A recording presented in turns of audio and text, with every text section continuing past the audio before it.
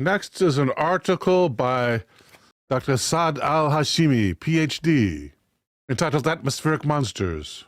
This is at the webpage molapedia.com. Constable's contribution. As if that weren't enough, Constable went on to suggest the literally horrifying premise that these critters were not only carnivorous, but that they were likely responsible for the plethora of inexplicable animal mutilations, as well as scores of human beings who are reported missing every year. It goes without saying that the thought of huge, voracious, virtually undetectable predators that can descend from the sky in a flash to claim their unwary victims is not a comforting one. Perhaps it was Constable's alarming theory that inspired Japan's Toho Studios to produce Dogora, the space monster. Dogora, a massive floating jellyfish-like creature that hovered over Japan, scooping up its terrified victims with long whipping tendrils, was brought to life by renowned Godzilla collaborators, director Ishiro Honda, and special effects wizard Ijai Tsuburura, or Ijai Tsuburaya, in 1964. It may well be the best cinematic articulation of an atmospheric monster ever created.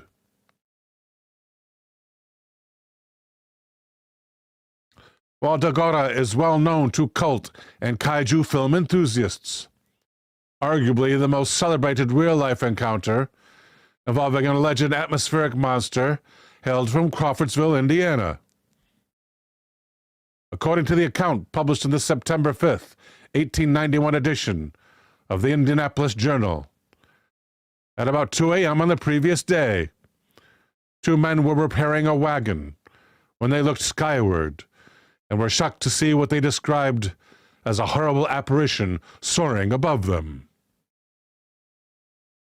The man asserted that the multi-finned, rectangular headless creature swam no less than 100 feet above them, and they gauged its size to be approximately 8 foot wide and 20 foot in length. The men would later confirm to reporters that the beast was definitely moving. The men watched in horror as the creature propelled itself through the heavens with its numerous fins and even circled above a nearby home. The monster then vanished as it traveled eastward, only to reappear moments later. This was about all the eyewitness could take, and the men chose this moment to abandon their repairs and flee for their lives. This utterly bizarre creature would be easy enough to dismiss as a drunken hallucination or an outright hoax were it not for the corroboration of another eyewitness with an impeccable reputation.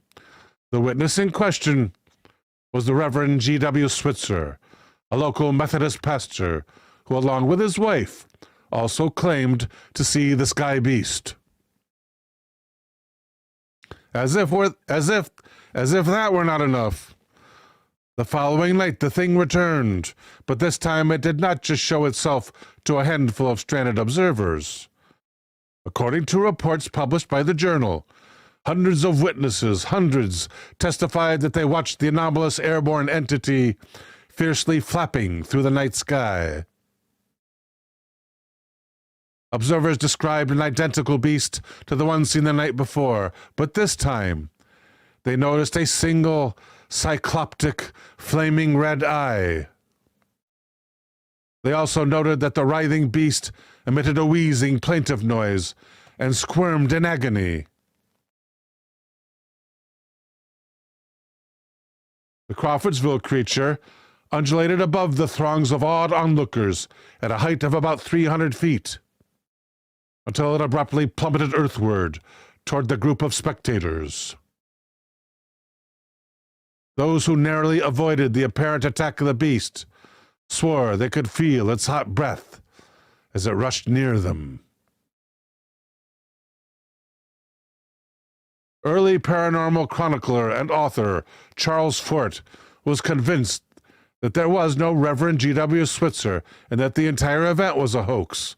But once he looked into the matter, he was shocked to discover that the pastor not only existed, but confirmed his previous testimony to be true. Reporter Vincent Gaddis picked up the story from there. And after interviewing dozens of eyewitnesses involved with this mass sighting, wrote that all the reports refer to this object as a living thing. Here's an interesting accumulator at whalesinspace.com. Category Atmospheric Beasts. And here's a bunch of stories about sky invaders. White jellyfish UFO over Chicago, May 11, 2012. Let's check that one out. Still at whalesinspace.com. Written by admin. White jellyfish UFO over Chicago, May 11, 2012. A weird white jellyfish UFO was reported over Chicago, Illinois. Could this be an atmospheric beast, as referenced by Ivan T. Sanderson? Atmospheric beasts are said to be fragile and lightweight creatures, floating around in the upper atmosphere, maybe from another dimension, maybe native to Earth. Maybe they traveled here from other planets in gas bubbles, and they can handle trips through space. Maybe they're dropped off here by other extraterrestrials to perform a function like cleaning our atmosphere or reporting back information telepathically. And here's a quote here. Does it say who's quoting? It does not. Evidently a witness. And the witness says, I caught this weird-looking ghost white UFO today at 3:40 p.m. over Chicago, Illinois. I am west of this blob of energy looking east toward the downtown sky. Sorry about all the shakiness when I zoom in. I have to learn not to zoom in so much next time. I tried to stabilize the video the best I could. It was very bright out. This thing was pretty high up, so it was hard to capture it smoothly, especially through a 3-inch LCD screen. 3 minutes of video and 3 minutes of enhanced still photos from the video follow. Skyfish flying's UFO rods. More atmospheric beasts. Let's check that one out. The existence of skyfish or flying rods is a controversial topic. No author given. Oh, except Jose Escamilla. So ostensibly by Jose Escamilla. The existence of skyfish or flying rods is a controversial topic. I'm not sure why it would get people more fired up than Bigfoot, or ghosts, or mechanical UFOs. But a little research on a type of UFO reveals some opinionated views. The concept is that small, extremely fast-moving UFOs are often seen on video and sometimes in still photography. These often resemble rods, or elongated, slightly blurry to very blurry objects seen in the foreground and background. UFO researcher and filmmaker Jose Escamilla took this phenomenon and added a whole backstory and explanation. In his article, he answers 20 questions about the rods and pretty much explains his side of the story. He believes the rods are living creatures, maybe the fast cousins of atmospheric beasts, and come in a variety of sizes, from very small to several hundred feet in length. What are flying rods?